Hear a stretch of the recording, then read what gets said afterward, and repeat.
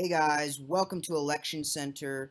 Today we're going to be taking a look at different scenarios and the different types of election that we could see in 2020, Joe Biden versus Donald Trump. So, by the way, if you like this type of video, these types of political election videos, into this sort of thing, you should definitely subscribe to my YouTube channel because that is what my channel is all about. I'm going to be doing lots of these types of videos. So, if you're a nerd about this stuff like me, definitely you should subscribe to my YouTube channel. Hope to see you guys, coming back to my videos. So, number one is the landslide scenario. So, this could go Joe Biden, Donald Trump. Joe Biden, if it was a landslide for Joe Biden, I guess it would be people are fed up, I guess, with Trump. They want to change. And, if it was a landslide for Trump, maybe it'd be sort of a rally around the leader type thing where people just don't want to rock the boat. They don't want to change course. They just want to stick with their leader. So let's sort of go by the poll closings. Indiana, that is a Republican state. Guess what? Democrats get it. It has a lot of actually Democratic or traditionally Democratic voters who took a chance with Trump in 2016, but it is possible for the Democrats to win this. They won it in 2008. Obama won it in 2008, and Biden was actually Obama's running mate. So Democrats would definitely win there. I won't take this long for every state, but just jumping in here.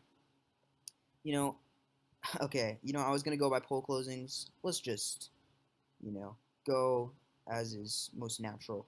So in the South, it'd be a split South. Democrats would win Texas, all of these remotely sort of competitive states. Basically, what we're going to be seeing in this election is Democrats winning every single state that's, at all viable. Republicans would hold on to these super solid states. Arkansas, Louisiana, there's a case to be made that they could go Democratic. But I don't see that happening. Even a landslide for Joe Biden.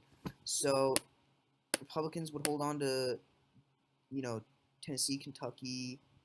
I don't know if I'm the only one who doesn't know this, but I have never known actually. Is West Virginia part of the South? I guess I just never learned that fact. If you don't mind, guys. Letting me know in the comments, is West Virginia a part of the South? I actually do not remember. So, yeah, I don't know why.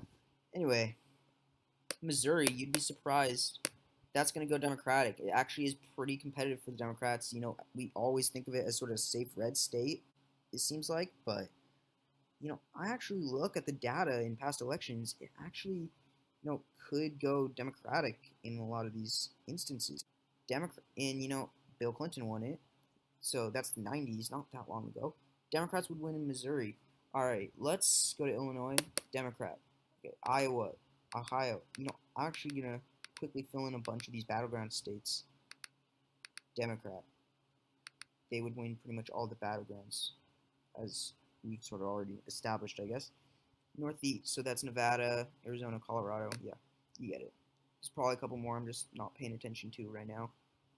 Northeast would be a sweep for the Democrats. Donald Trump would lose that little electoral vote he got in Maine in 2016.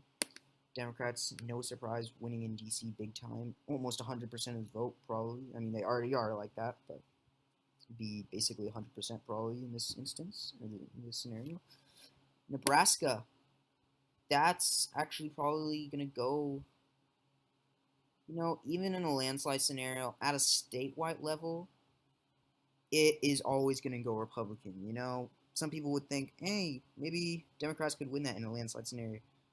I'm sorry, but, Republicans get over 60% there on the regular. It's more competitive in the 2nd district, but if there was, for some reason, imbalanced turnout throughout the state, really low turnout in the 1st and 3rd districts, but high turnout in the 2nd district, maybe Democrats could flip it. But I'm in a landslide scenario assuming it's normal circumstances, going to say Republicans get Nebraska, Democrats are able to flip that second district as they do occasionally do. Now the Dakotas obviously go to Trump. Kansas, Oklahoma obviously go to Trump. Wyoming, Idaho, Utah, they go to Trump.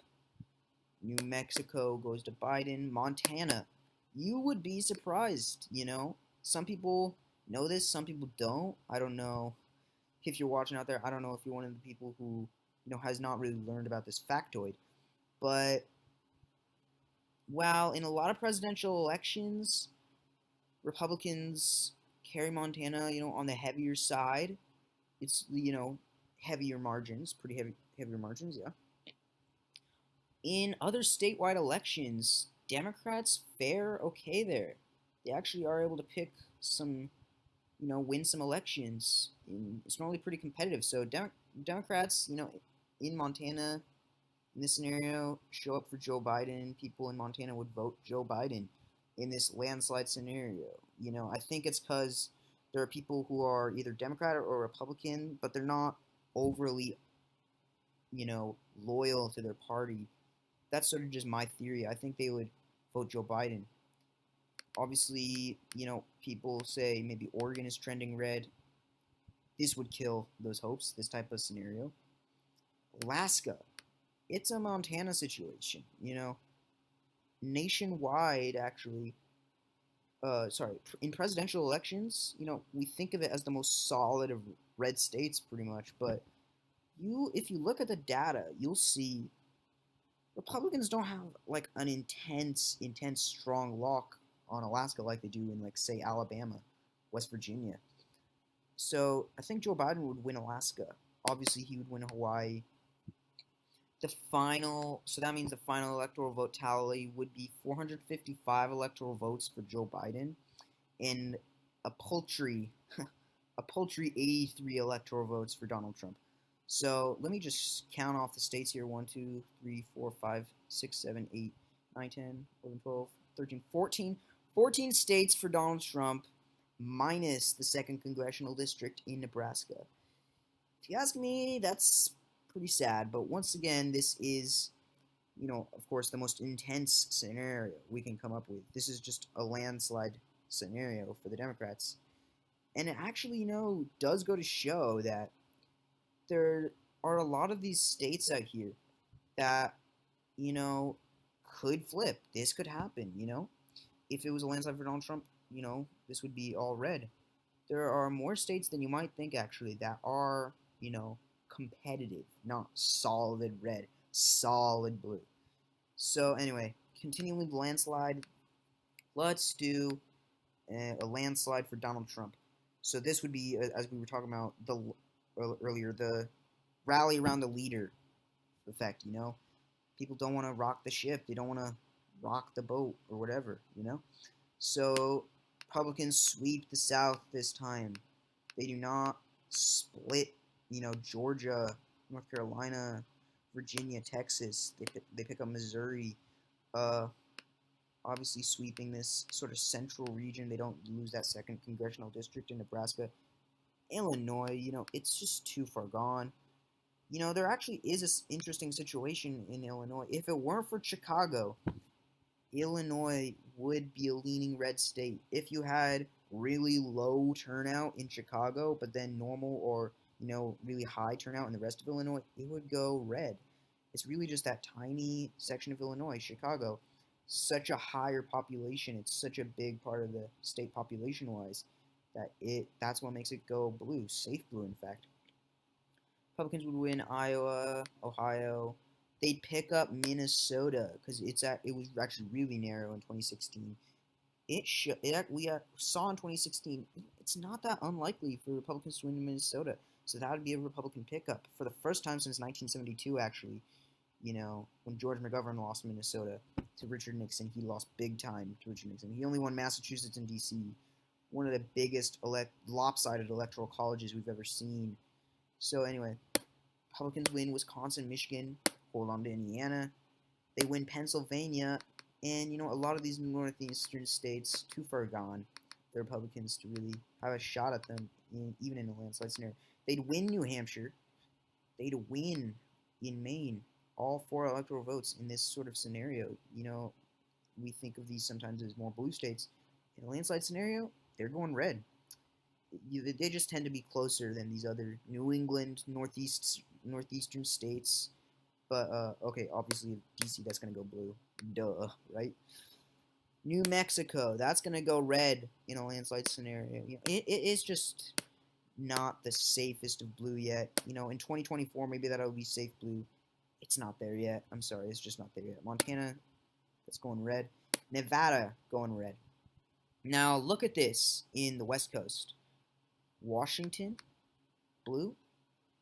California, blue. Oregon, red. You know, that is a shocker right there. Oregon, red.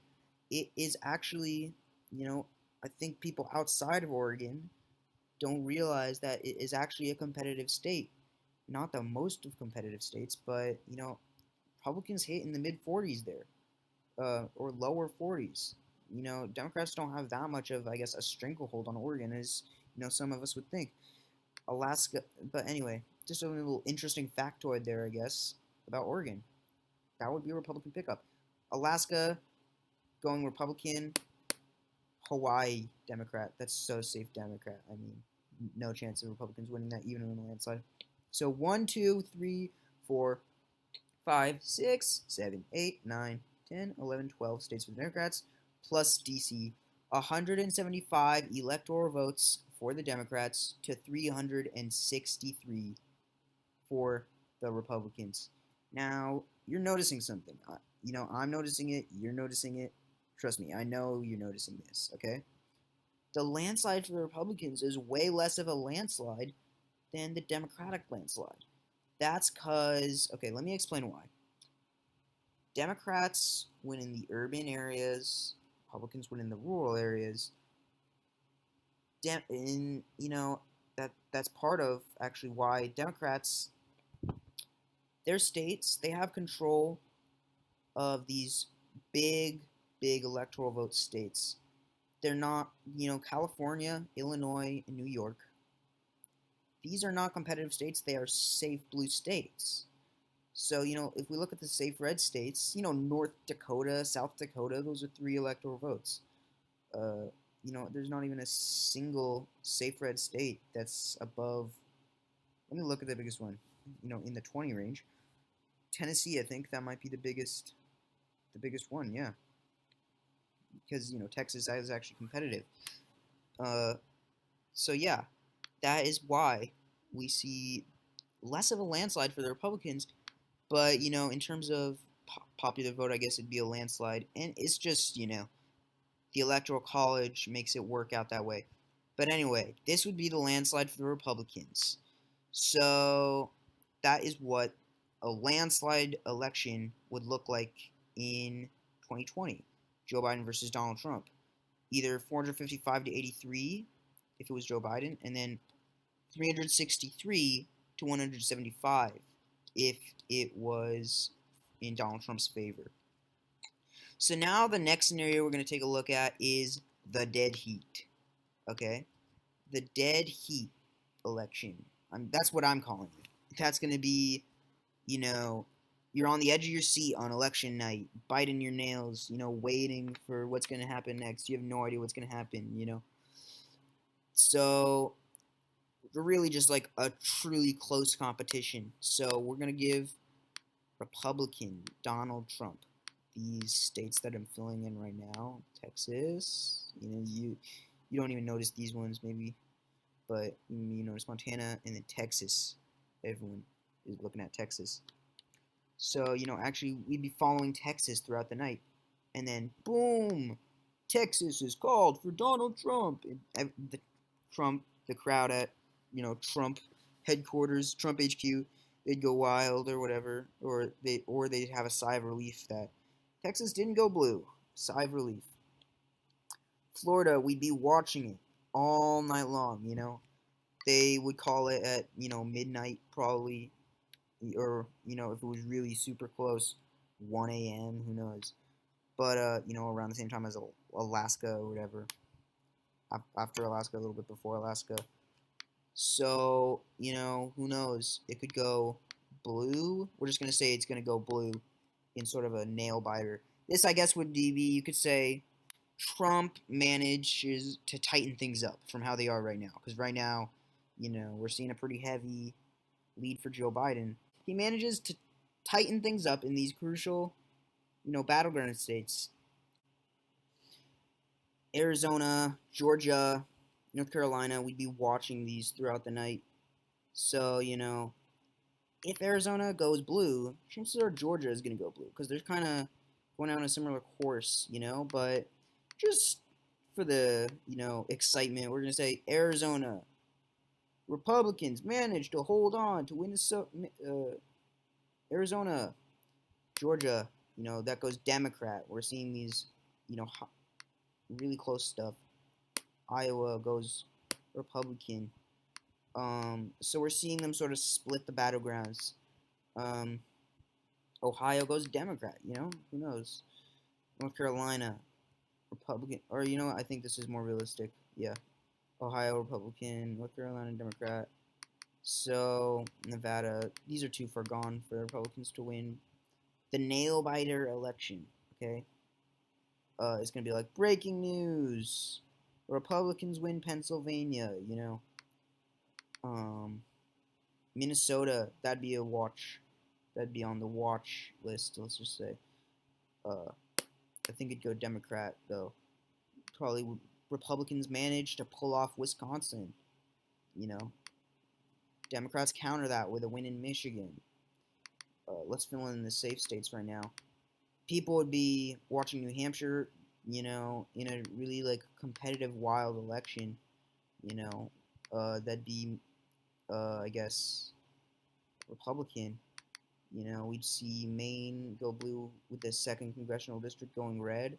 Now, actually, let me rethink this a little bit. 234, 234.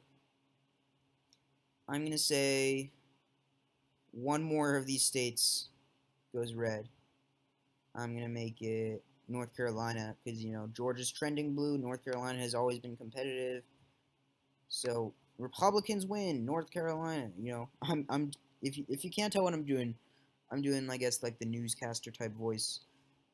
Oh, New Jersey, Delaware, and D.C.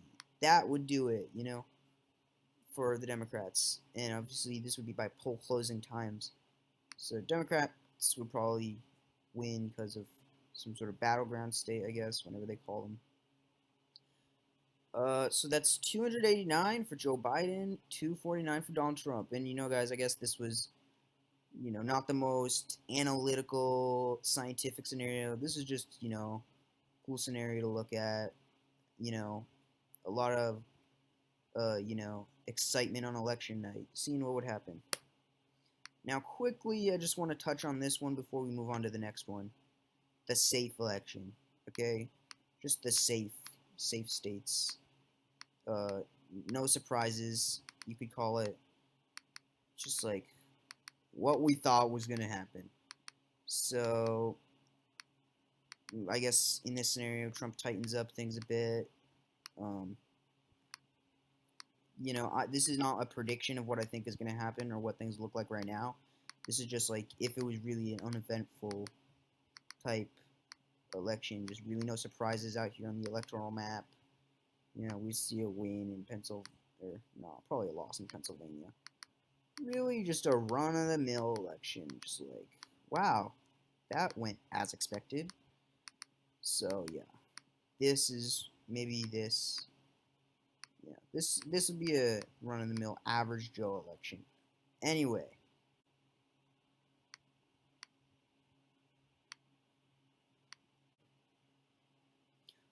Moving on to the last scenario is the Electoral Shift, okay? This would be basically what I mean by that is what we constitute as blue states and red states changes. This marks the change.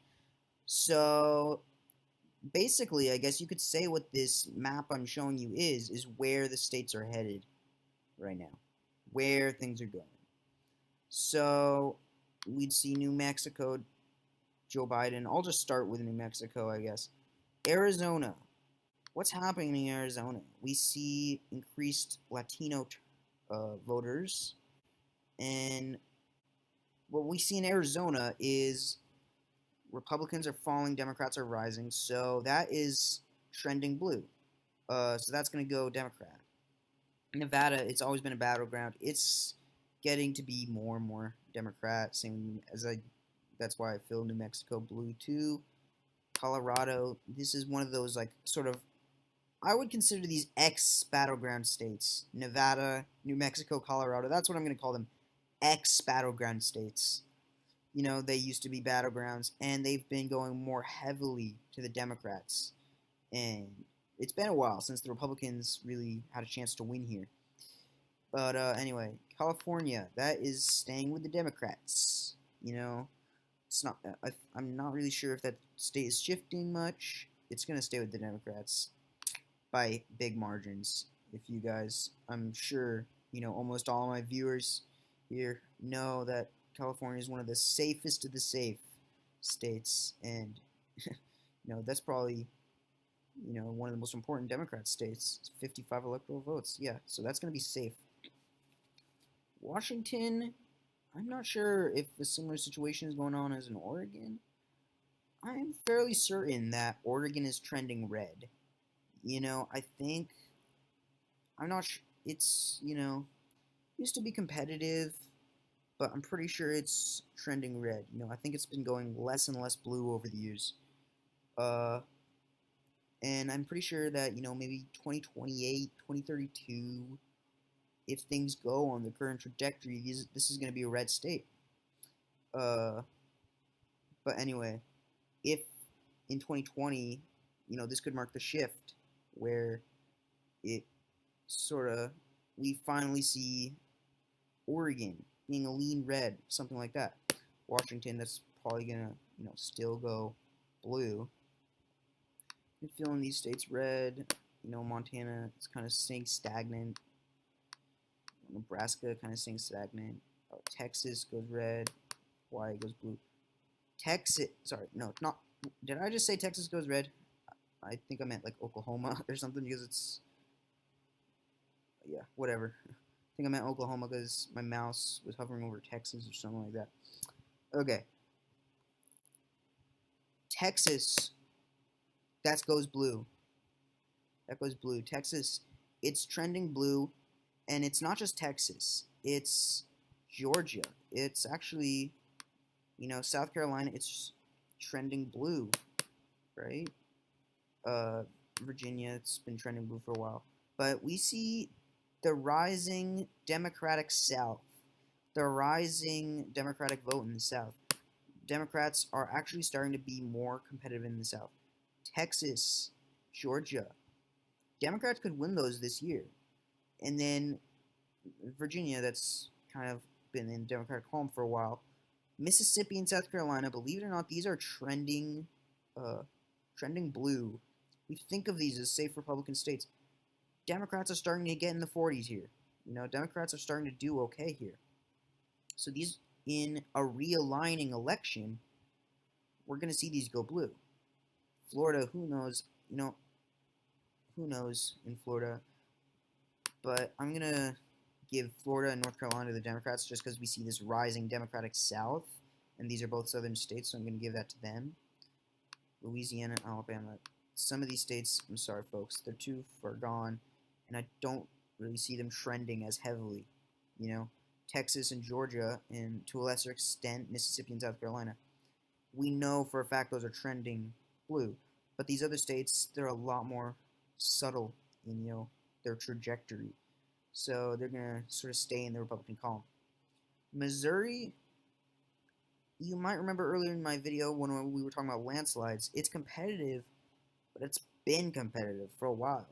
We don't really see like a Democratic shift in that state.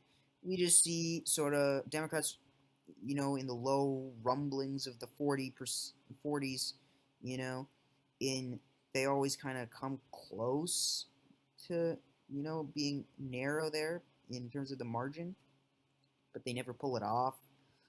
I don't really think they're trying to pull it off, to be honest. But yeah, that's gonna stay red. It's not really on that Democratic trajectory. It's not a southern state. It's not like having this sort of trajectory like we're seeing. Illinois, that's going blue. Now, I don't know why. Uh, you know, if the Rust Belt is actually trending red, I actually feel like maybe it was sort of just you know, I don't think it's trending red. Maybe Minnesota is, but Wisconsin and Michigan, they've been competitive for a while. So it's just, it's about time the Republicans won it. The Republicans were really overdue for a win in Michigan, to be honest with you, due to how long it had been competitive. The Republicans were pretty overdue, and they by chance, I guess, won. Well, obviously there were actual reasons why Michigan voted the way it did, but it was a long time coming, a Republican victory in Michigan. So I'm not gonna say it's trending red when it's been competitive for so long. Republicans finally made a win there. Minnesota, actually, I don't know. I don't think I'm contradicting myself because Minnesota, yeah, it's part of the Rust Belt, but it is trending red. It was the narrowest it's been in a really, really long time. And it's different than Michigan, where Republicans have always had a shot. This has always been kind of in the likely margin for the Democrats, and it went very close to Republicans in 2016. So, in a realigning election where we're reconstituting what the red states and blue states are, that's going to go to the Republicans. Iowa, Ohio, those are both two battleground states that are actually going to the Republicans more. It might be a situation where they're sort of ex-battleground states like Nevada, New Mexico, and Colorado, where these states that used to be battleground states, and they're really kind of just likely Democratic states now. And I think it's the same in Iowa and Ohio. They were battleground, real battleground states, and they're getting to be, pretty big. These both voted for the Republican by over 9%, or I don't know, yeah, around 9% in 2016. So these might be ex-battleground states. That's my term for it. Ex-battleground states. Iowa and Ohio. Indiana, we're going to have go Republican. Wisconsin and Michigan.